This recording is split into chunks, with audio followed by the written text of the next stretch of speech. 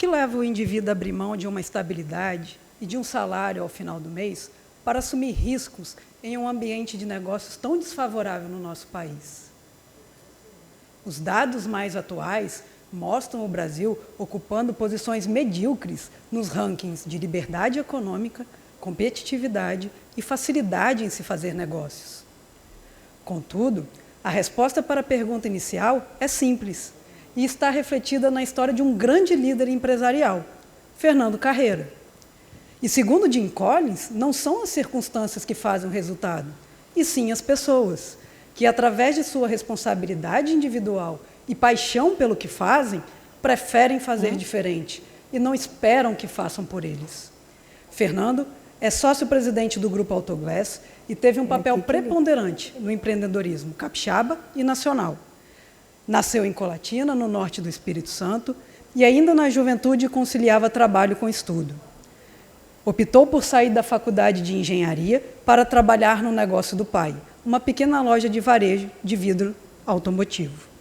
Desde sempre, apostou em inovação e melhoria contínua, para superar todos os obstáculos, e buscou pelo mundo inspiração e referência para manter a competitividade. Um fato importante para a expansão do seu negócio, ainda junto com seu pai, foi apostar nas vendas pelo telefone, através de call center, migrando do varejo para a venda ao atacado. Em 2000, após uma viagem à Europa, um marco relevante consolidou a marca. Fernando, junto com seu irmão, fundam a Autoglass e foram um dos pioneiros a integrar ao comércio de autopeças a gestão de atendimento de cobertura de seguros automotivos, tornando a empresa não apenas um prestador de serviço ao final da cadeia, mas também um gerenciador de atendimento das companhias de seguro. E assim, a Autoglass ganhou o Brasil. Muito em função da sua inquietude, que Fernando ajudou a construir um grupo de empresas que hoje ocupa a liderança do setor.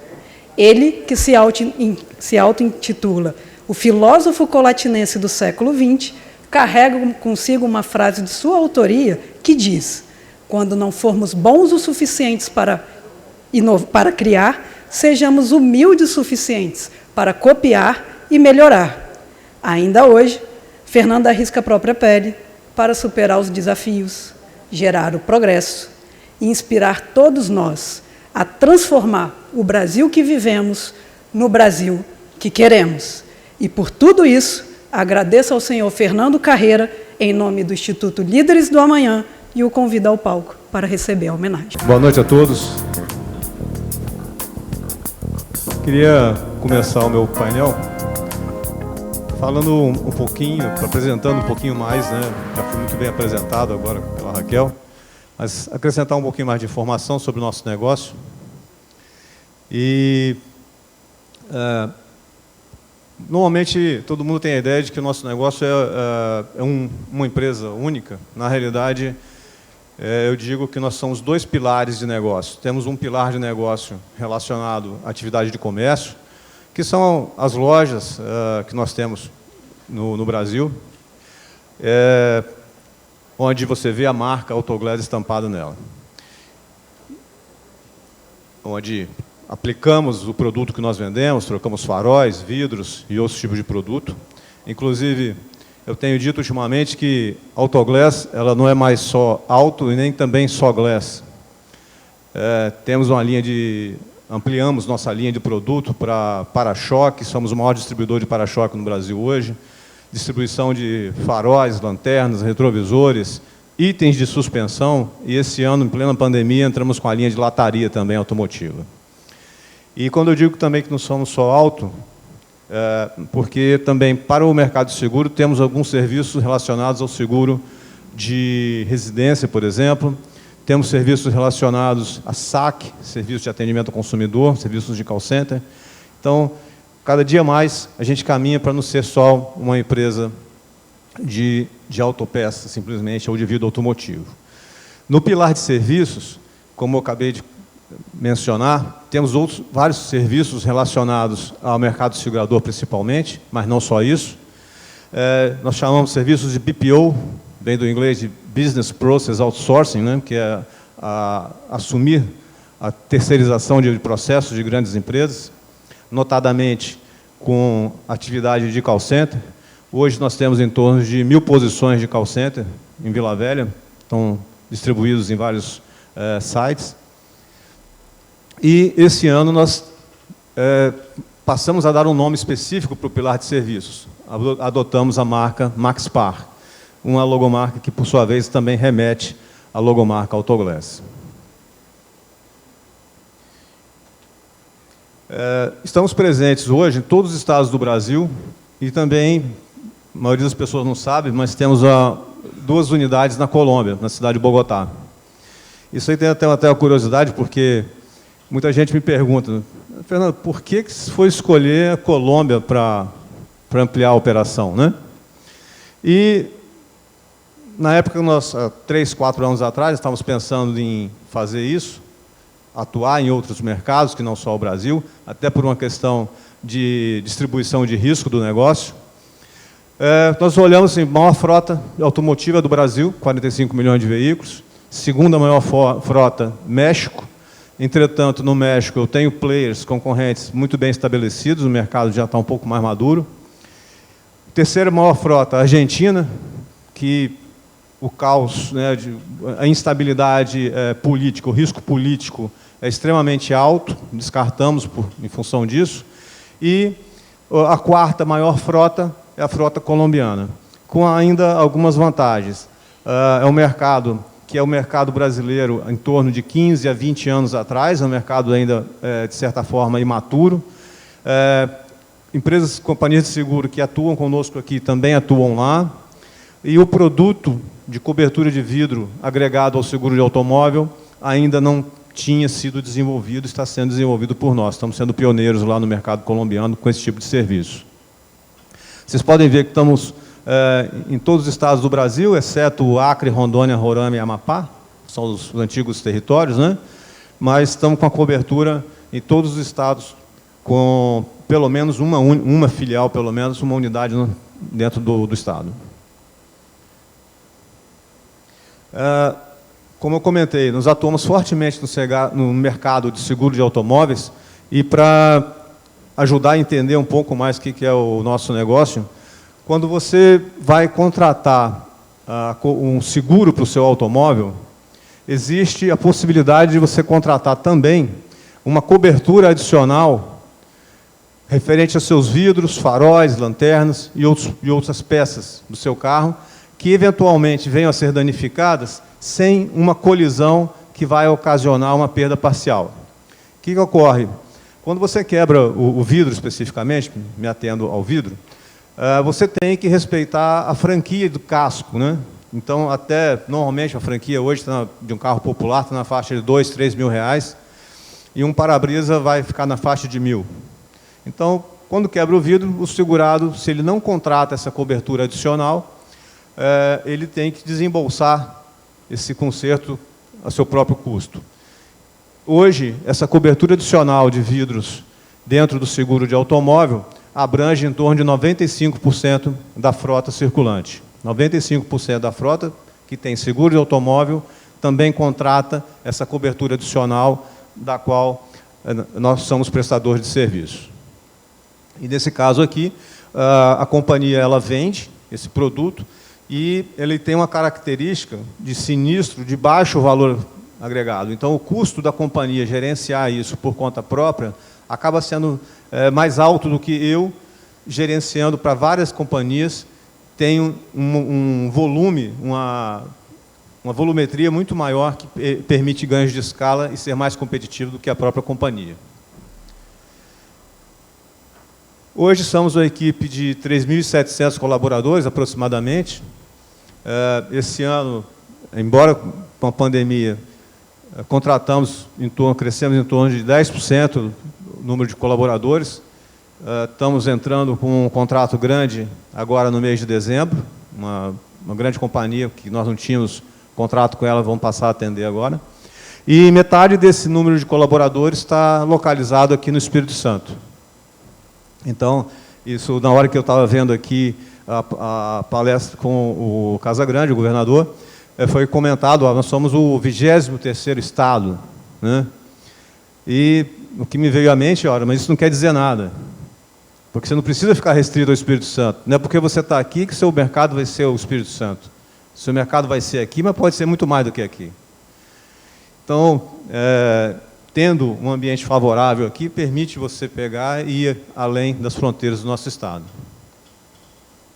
E eu queria agradecer, obviamente, pelo reconhecimento, né? É um reconhecimento, eu diria que não é só apenas pelo que eu faço, mas também pelo que eu acredito. O prêmio, ele diz muito isso. Me sinto reconhecido não só pelo que eu faço, mas pelo que eu acredito. Eu queria também dar o parabéns ao Instituto Líderes da Manhã, assim como o Espírito Santo em Ação, que é onde tudo começou. Particularmente na pessoa do Wagner, que foi o grande semeador do Instituto Líderes da Manhã.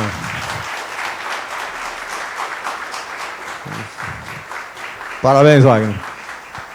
Um reconhecimento ao trabalho dele e todos os executivos e empresários que fazem parte, até hoje, fizeram parte, ainda fazem parte, do Espírito Santo em Ação. Acho que é uma entidade que colaborou enormemente no desenvolvimento do nosso Estado nos últimos anos. Seja com líderes, seja com o Escola Viva. Tem muitas coisas boas para dizer daqui. Bom, pode surgir a pergunta, Fernando, por que você apoia o Instituto Líderes da Manhã? A Autoglass é apoiadora do Instituto. Ora, pelo seguinte, o Instituto ele defende valores que eu também compartilho. Então, se você for lá no site do ILA, você vai ver muito claro lá quais os valores. E quais são esses valores? Primeiro, liberdade. E, obviamente, liberdade, não se fala de liberdade de você fazer o que você quer. Você é livre para fazer aquilo que você quer, respeitando o direito do próximo. Mas é liberdade. A sua liberdade, por óbvio, vai até onde começa a liberdade do outro. Eu acredito nisso. Acredito também na economia de mercado. Novamente estou falando aqui de liberdade. Liberdade para troca de valor sem intervenção de outros. Quando eu estava escrevendo isso daqui, me veio à mente algo recente que me remeteu a algo há muito tempo atrás. Mês passado nós tivemos a questão que era o aumento do preço do arroz. Quem se lembra disso? Praticamente todo mundo, foi manchete recente. E me causou calafrio na hora que eu ouvi uma matéria, onde eu acho que era o Ministério da Economia, e eu acho que alguns PROCONs também, questionando o supermercadista por que tinha aumentado o preço do arroz. Ora, se aumentou o preço de um produto, de uma commodity como é o arroz, é porque está tendo mais procura do que oferta. Em algum momento, o mercado equaciona isso. Vai ter mais gente plantando arroz, isso vai valer mais a pena plantar arroz do que vale hoje. E aí, quando eu vejo esse tipo de coisa voltando, me lembra, pessoal mais de idade aqui, ou melhor, mais experiente, né, me lembra o fiscal do Sarney, anos 80, plano econômico, onde o presidente incitava a população a ir no supermercado, denunciar e fechar a porta. Teve cenas passadas na televisão, onde o cidadão ia lá e fechava a porta do supermercado porque ele achou que a lata de óleo lá aumentou R$1, não sei o quê. Ou seja, um tipo de intervenção que ela é destrutiva. Liberdade, economia de mercado, não é isso. A economia ela se corrige sozinho, ela não precisa de intervenção sobre muitos aspectos. Eu acredito nisso. Estado de Direito, governo protegendo vida, liberdade, propriedade. Novamente estou falando aqui de liberdade. Ou seja, o Estado, ficando muito claro para ele qual é o papel dele. E eu fiquei muito feliz hoje aqui ao ver o governador Casagrande deixando muito claro a preocupação dele com a responsabilidade fiscal. A responsabilidade com o dinheiro que entra e sai do caixa do Estado. E isso gera estabilidade, isso gera confiança para você poder empreender. Quando o Estado ele entende qual é o papel dele. Responsabilidade individual. É inerente também à liberdade. Outro dia eu estava vendo um filme em casa, e o filme se passava numa escola americana, no high school, e tinha um cartaz atrás dos personagens que não tinha nada a ver com a cena, não tinha nada a ver com o contexto ali, mas estava escrito o seguinte: você é responsável pelos seus atos. Ou seja, você tem a liberdade, mas lembre-se, fez algo certo, você vai ser reconhecido, você vai ter o mérito, você vai ter o bônus. Se fez algo errado, você vai ter o ônus também. Não esqueça disso. Então, é a responsabilidade do indivíduo. O indivíduo entendendo que ele tem direitos, mas ele também tem deveres. Por fim, a propriedade privada. Outro valor que o Instituto defende e que eu também acredito nela. É o fruto de todos os outros 4 valores. Ele não faz sentido, os outros 4 valores não fazem sentido se você não tiver esse aqui. Ele é o reconhecimento por todo o resto. E aí, eu coloco tudo muito bonito, mas onde se chega com isso? Tá bom, você comunga dos mesmos valores, mas e daí? Por quê? Onde você vai chegar com isso? A construção de valores traz a construção de propósito. E o propósito é algo concreto a se alcançar, é algo maior do que o dinheiro.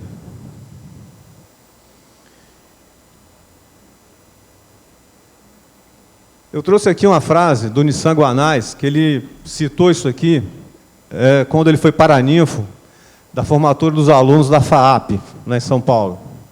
Alguém que só pensa em dinheiro não consegue sequer ser um grande bandido. E aí ele contextualizou isso na palestra dele, falando o seguinte: Hitler não fez o que ele fez por causa de dinheiro. Stalin não matou aquele monte de gente por causa de dinheiro, e sim por propósito. Não estamos discutindo se o propósito era bom ou ruim, mas era um propósito. Ou seja, as grandes coisas que são feitas, e aí temos grandes coisas boas que foram feitas até hoje pela humanidade, que elas foram movidas pelo propósito, por aquilo que as pessoas acreditam que é o certo, que é o que tem que ser feito. E, quando eu falo de valores, eu estou falando de cultura. E a cultura, ela constrói propósito. O alicerce do propósito é a cultura, é aquilo que a gente acredita.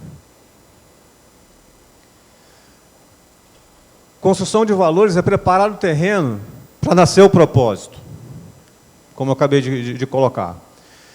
É plantar sementes que um dia vão frutificar. Quando eu estava escrevendo isso, eu também pensei numa coisa. Quando eu era adolescente, entrando na minha adolescência, o meu avô materno, ele já tinha seus 70 e poucos anos, ou 70 e muitos anos, não me recordo. E me contaram, eu não presenciei, que um dia ele plantou um pé de jacarandá, aos 70 e tantos anos de idade. E perguntaram para ele por que ele estava fazendo aquilo, já que um pé de jacarandá demora, às vezes, 20 até 25 anos para florir. Alguém, aos 75 anos, plantando uma árvore que vai demorar mais algumas décadas para poder vingar, por que ele fazia aquilo?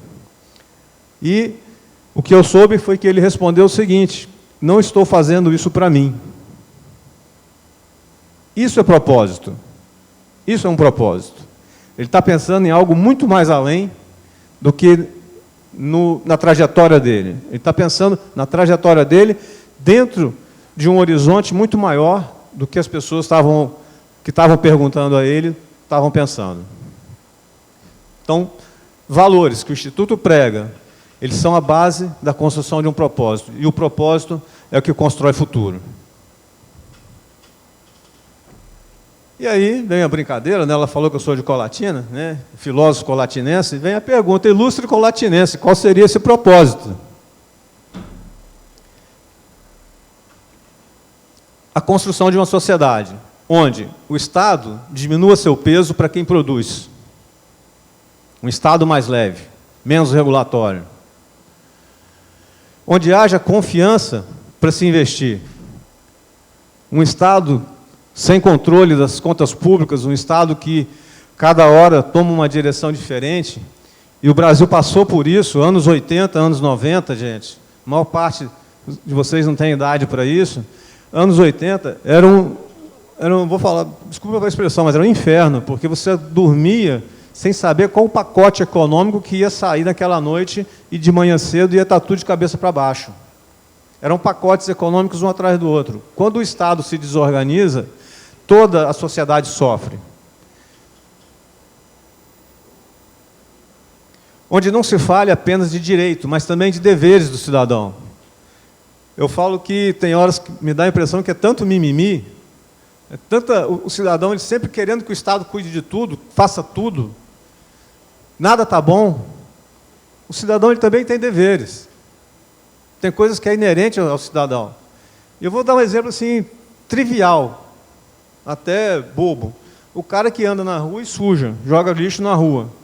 O que ele está fazendo? Ele está dizendo o seguinte: olha, governo, você tem que contratar alguém, pagar alguém com o dinheiro dos impostos para limpar essa sujeira que eu fiz. O cidadão também tem parte nisso. Uma sociedade onde não se tem a expectativa de um Estado controlador, inclusive de preço. Foi o que eu acabei de falar, a situação do arroz lá, que me causou calafrio. Uma outra coisa também, que quando eu estava fazendo isso daqui, me lembrei o seguinte: todo ano, na hora que a gente define as nossas diretrizes, a gente fazendo um planejamento estratégico, a gente começa a fazer nosso SWOT. Oportunidade, ameaça, força, fraqueza. Nos últimos anos, todos os anos, tinha alguma coisa relacionada a governo, a Estado, no campo de ameaça. E encontrei um ano onde tinha, no campo de oportunidade, uma ação relacionada ao governo. Mas todos os anos tinha situação relacionada à ameaça. Será que é isso que a gente quer do Estado? Um Estado que ele interfira tanto, ele controle tanto, a ponto de que na hora que eu vou fazer um planejamento estratégico, eu tenho que pensar que ele pode ser uma ameaça? Ele não precisa ajudar, mas não atrapalha. Alguns anos atrás me perguntaram, próximo de uma eleição, o que eu esperava de um novo governo. Eu falei assim: olha, o que eu gostaria mesmo é que ele não atrapalhasse. Não precisa ajudar.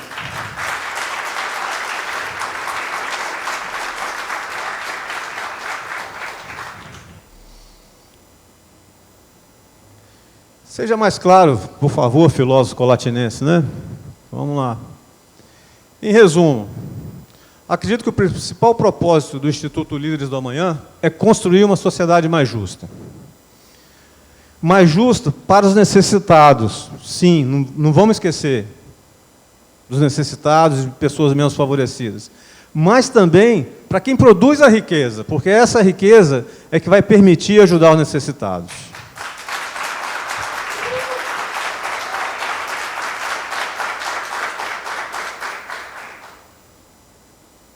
Por tudo isso, eu acredito que devemos apoiar o Instituto.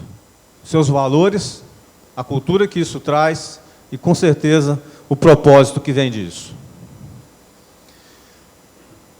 Qual a mensagem que você tem para as lideranças do amanhã?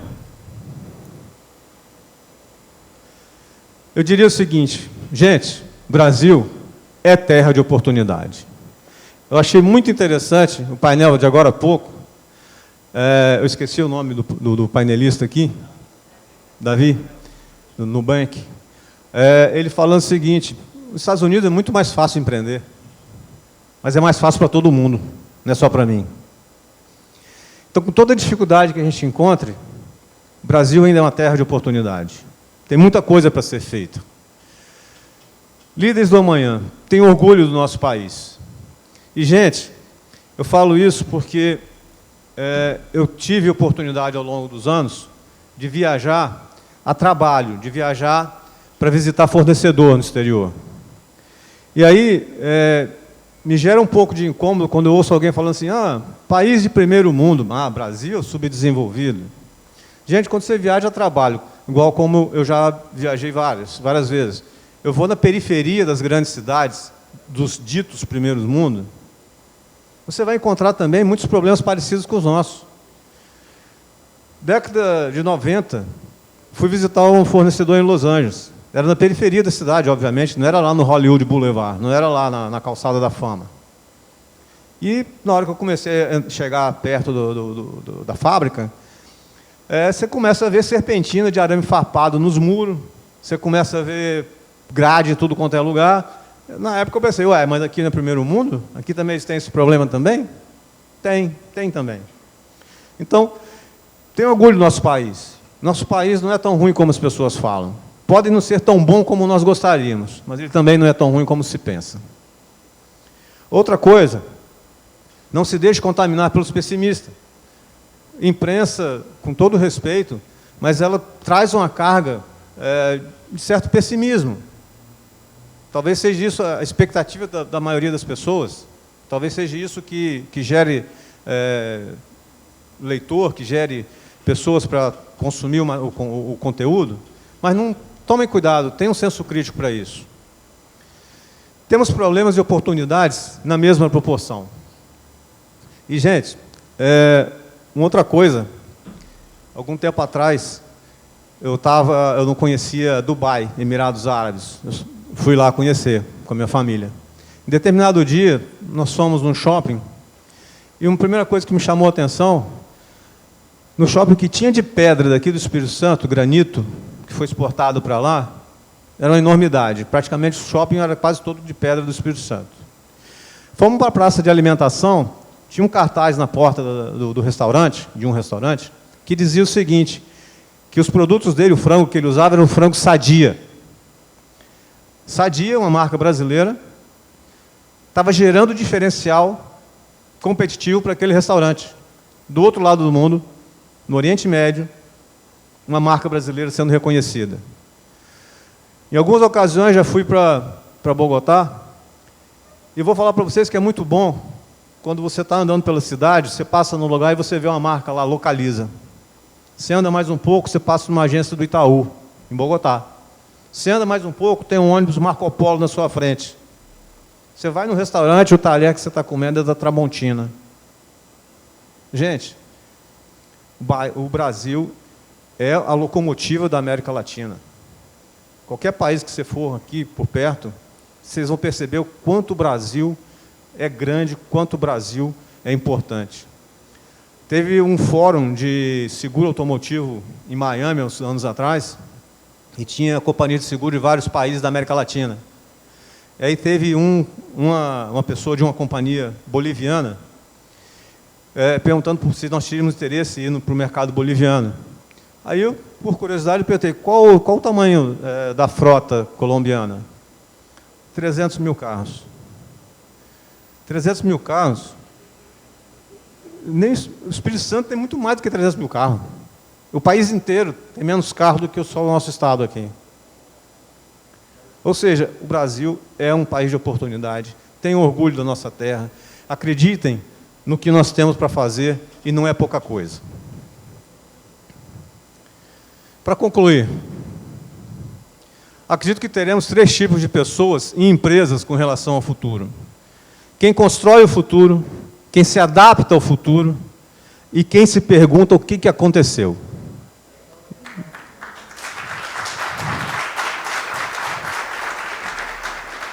Guardem essa frase. Ao longo da vida vocês vão lembrar dela, tenho certeza. Eu entendo que o Instituto tem essa essência, a construção do futuro. Então, lembrando o slide anterior, tem gente que constrói o futuro, tem gente que se adapta ao futuro, tem gente que pergunta o que aconteceu. Apoio o Instituto, porque eu acho que ele tem na essência a construção do futuro. Meu recado final. Líderes do amanhã, tenham orgulho de construir esse futuro. Tenham orgulho de participar do Líderes do Amanhã. Tenho certeza que vocês estão semeando o futuro não só do nosso Estado, mas do nosso país também. Parabéns a todos vocês.